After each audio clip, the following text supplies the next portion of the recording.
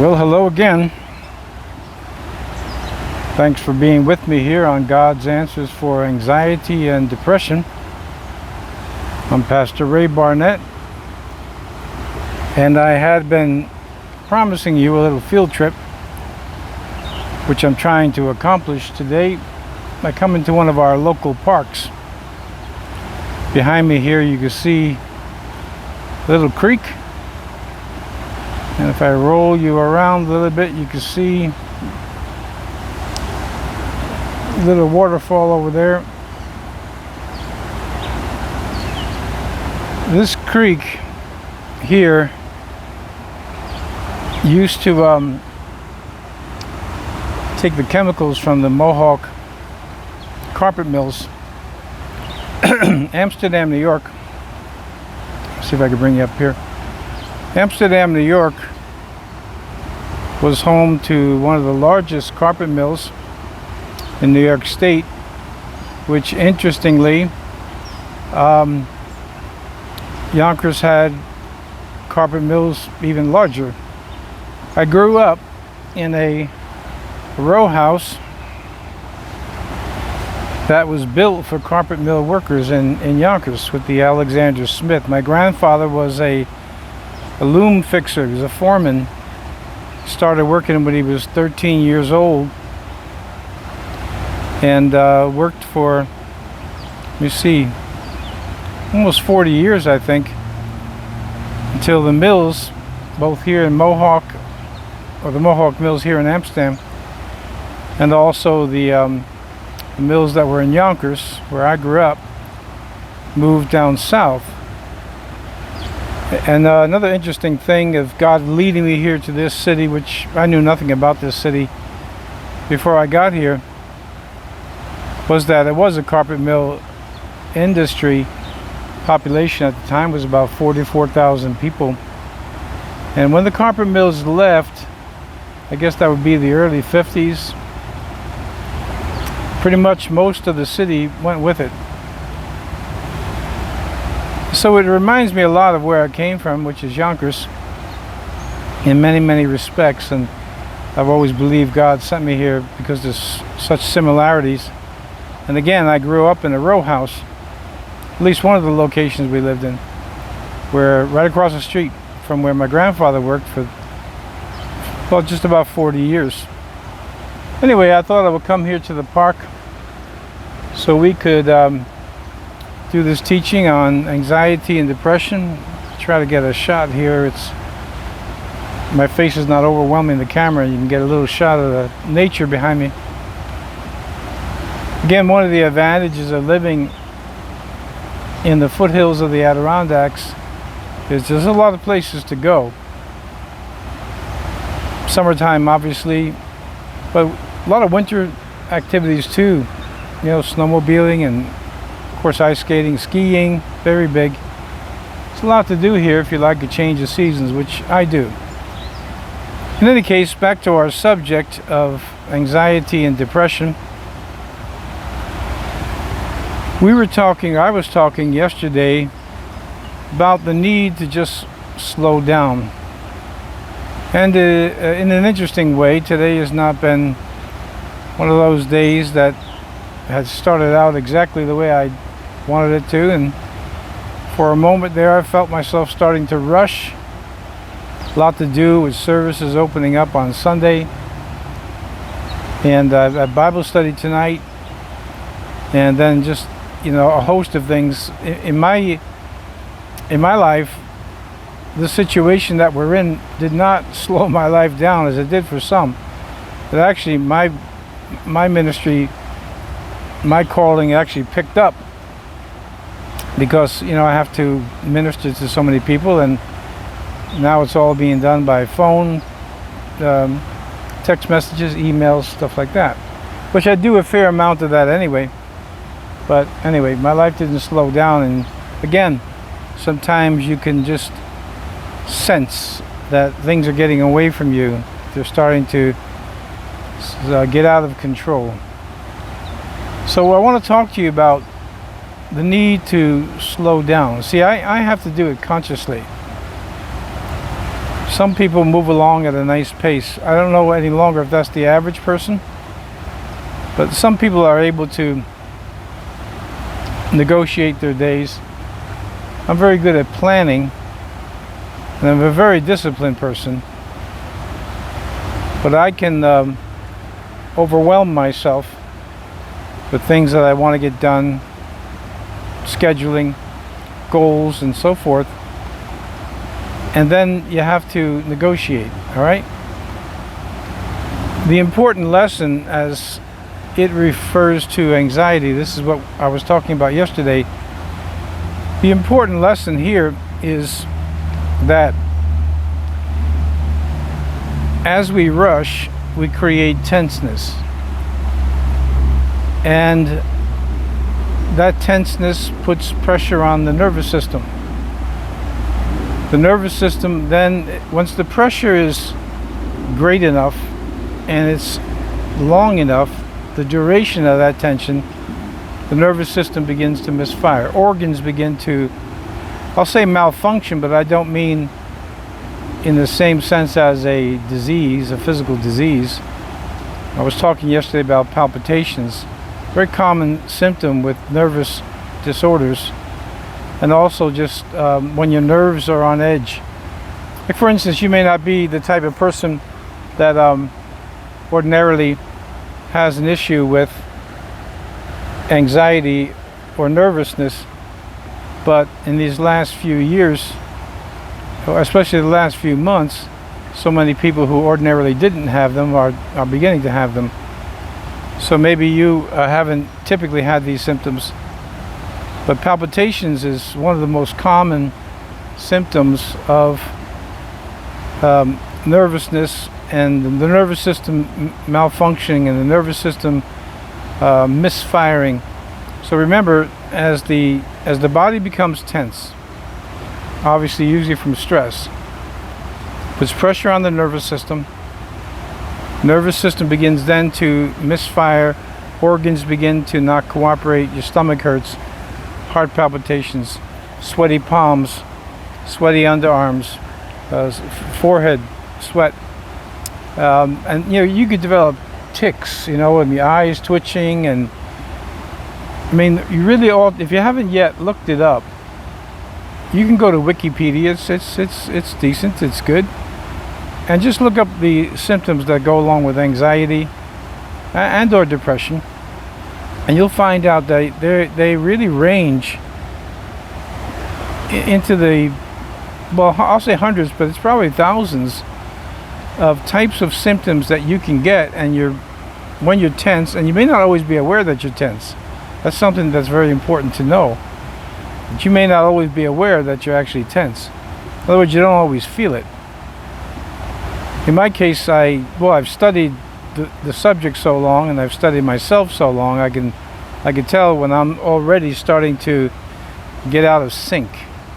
That's an indication to me to just slow down, as we talked about yesterday, and start thinking things through. For you may not have that perception that you're actually tense, but trust me on this. This is the main cause of nervous symptoms, tenseness. And as I mentioned yesterday, it's not all that easy to overcome. I mean, once the tenseness has developed to a certain point, it's not all that easy to back it down. So it has to take a conscious effort. Deep breathing, by the way, is a good thing. There's nothing necessarily spiritual about it. I know a lot of people today are practicing yoga. Yoga is an integral part of the Hindu religion. I know that most people that I know that practice it are not aware of that. And that's not the reason that they did it. But the point is that deep breathing is very, very productive, very, very good for your body, for the brain, because oxygen is the main nutrient of the body. You ask that question and people say, what's the one thing you really can't live without? And they say water. Well, that's true, but you could even live without water longer than you could live without oxygen. Right? Makes sense, common sense. So bringing more oxygen into your body by breathing deeply has the effect of calming the body down. But once the body has reached a certain point where the tension is at a certain level, it's going to take some effort to back it back down. And so what we want to do is to develop a lifestyle of learning how, as I mentioned this again yesterday, of learning how to eat more slowly, take our time about things, do things more calculating, taking some things off the agenda, maybe having less goals. Some things, for most of you, many of the things that you're obligated to do are being told to you by a boss or by your company where you work, perhaps even your family. I don't know, depends on what your obligations are. But the necessity to slow down is going to keep the tension at a minimum, and put the body, as I mentioned yesterday also, put the body in a better position of homeostasis so that the body can function normally. It will still have its ups and downs, all right, but you want the curve to look more like this. Let me back my finger up. You want the curve to look more like this, very small highs, very small lows, rather than for it to look like this.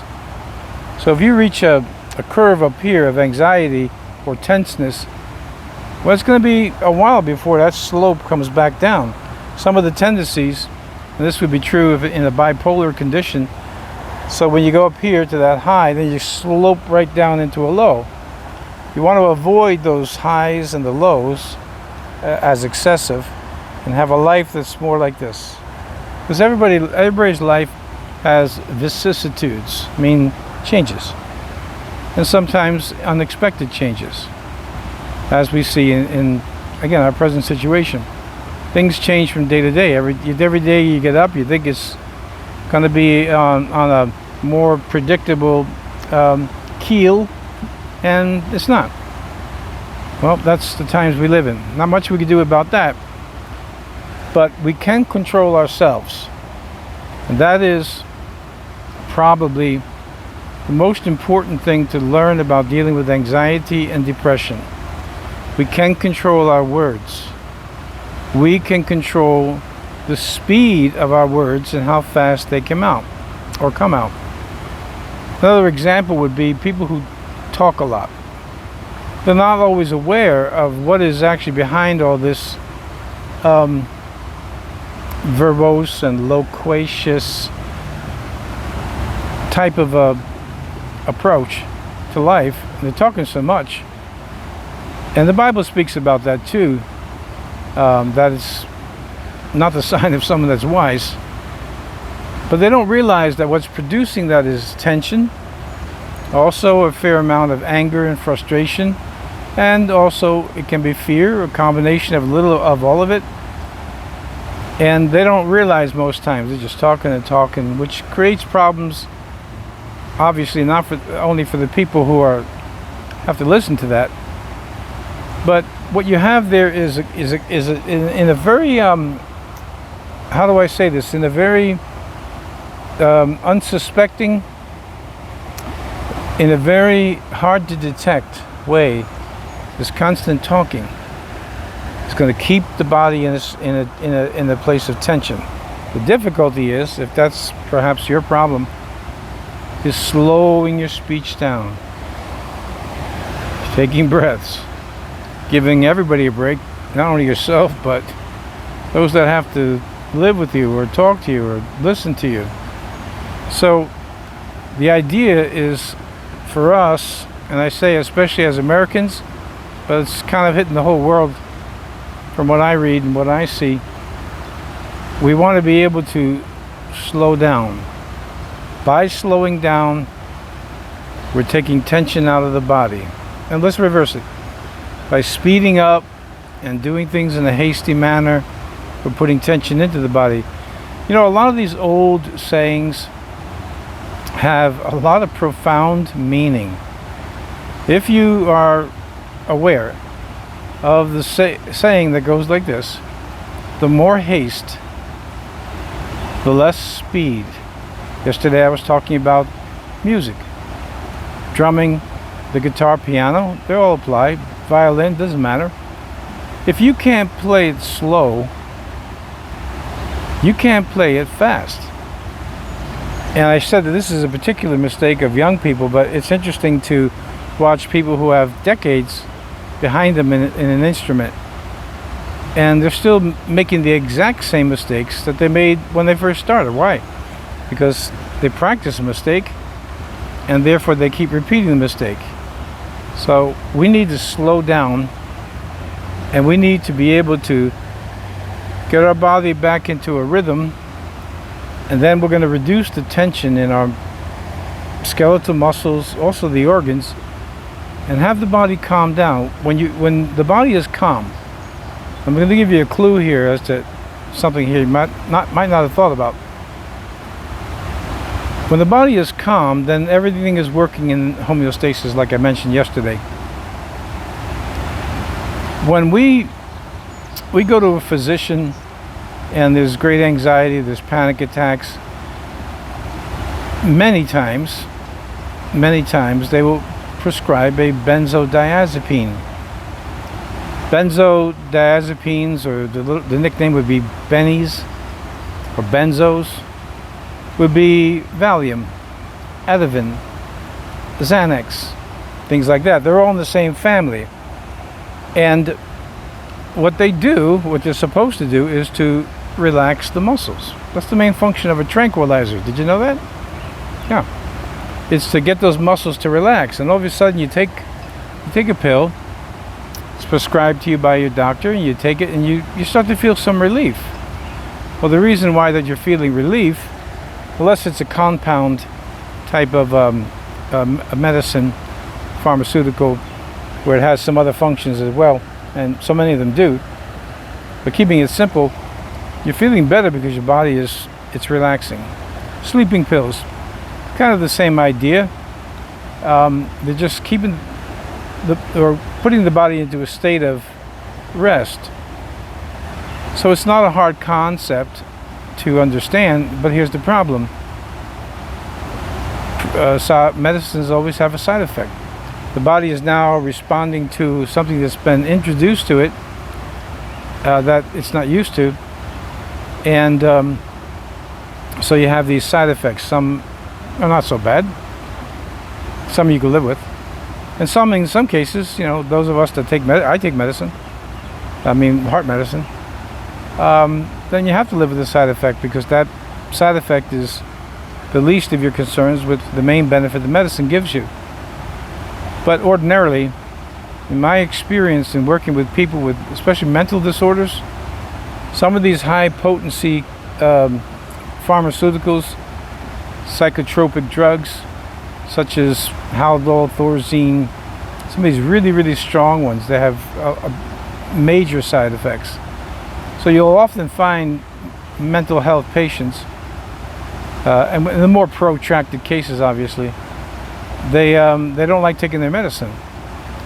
Well, the problem there is then they go tail spinning into some excessive type of behavior or a psychosis, and well, that's not good either. But let's stay with it. Let's make it simple. Going slowly is going to calm the body down. The more you could build up a habit of going slowly and taking it slowly and taking your time, the less tense the body will be. The less adrenaline is going to be produced. Well, the other stress hormones, cortisol and even testosterone, the less you're going to feel anxious. So what we want to aim for is a rather calculated life. A life that has goals. In my office, it doesn't matter what problem a person comes to me with. I always have them write out their goals, because without a vision and without knowing where you're going, you're really wandering aimlessly. And with anxiety and depression in particular, it's very important to have a goal. Obvious goal would be to be free of anxiety. But I have them write out a goal that encompasses, goals plural, that encompasses their whole life, so that they have direction into where they're going, And obviously being free from anxiety is usually the major player, the major goal.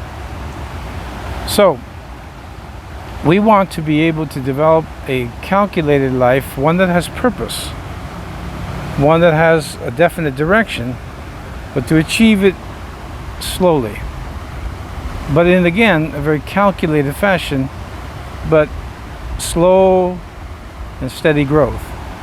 This is the key to having true victory for a lifetime over a condition you once suffered from. And I realize many of you suffer from these things now. I'm trying to point you into a lifelong habit. And habits, by the way, are very, very powerful. In Latin, there is an expression that goes like this: Magna est vis consuetudinis. Magna est vis consuetudinis. Great is the power of habit. Bad habits or good habits. You may not be aware that over time, even if it's just been recently, you're building up bad habits. So you got to consciously make an effort now to slow down. Take a deep breath. Make deep breathing a part of your daily routine. Sometimes when I'm in a rush and I'm dressing fast and trying to think of everything I got to remember, usually when it's going to church, and I can feel the tension building. Remember, I've been doing this a long time. I feel the tension building, and what I do is I sit in my car and I look at the clock and I set 5 minutes, and if I feel very tense, I'll set 10 minutes. I won't even start the car. I make myself sit there for 5 to 10 minutes so my body has a chance to calm down and to get back into that balance. All right, so remember, these lessons are going to be little snippets. It's not possible to teach you everything there is to know about good mental health, anxiety, depression, and so on in, again, a 5-minute audio soundbite. It can't be done. You could teach someone how to oil their beard in 5 minutes. You can't teach someone how to develop a lifelong habit, and that's the purpose of this channel. This is not your fast, quick, and easy. And I'm trying to say respectfully and trying to say for you, without being rude, if you're looking for a quick and easy solution, there isn't any, but there will be people who will tell you there is and offer you something. But this channel doesn't offer that. This is where you got to watch it all the time, or at least as much as possible, and learn as we go along every day. It's going to be a slow process, so stick with me. All right, let me pray for you today. Father, there are many people here today rushing, tense. It's producing anxiety, measure of depression. It's producing, obviously tension, and so on, and then the symptoms that go with it. I pray once again that your peace that surpasses understanding would touch all that are watching and give them that peace and help them to learn these lessons little and by little, step by step, in Jesus' name. All right, so remember to subscribe if you're interested in being part. I call this a class. It's going to be, again, just like any class, few little installments all the way through. Once we get to hit a year, maybe 2 years, if you're with me, you're going to make good progress. I say that as long as you practice, you're going to make good progress. So subscribe to the channel if you're interested in it. Hit the notification button so you know when I upload these videos. And well, we should be good. During this summer, I hope to take you to little various locations for the ambiance of trees and a little creek, and there's plenty of places that we can go. Anyway, I hope that these are helping you, and I really do hope that you will practice what I'm preaching. Read your Bible, meditate in the scriptures, take your time. If you do devotions in the morning, don't speed read it. Take your time. Actually, the slower the better. and then meditate M&Ms. Meditate and memorize. All right, thanks for being with me. I will see you again tomorrow, right here on God's Answers for Anxiety and Depression. Thanks for being with me. God bless.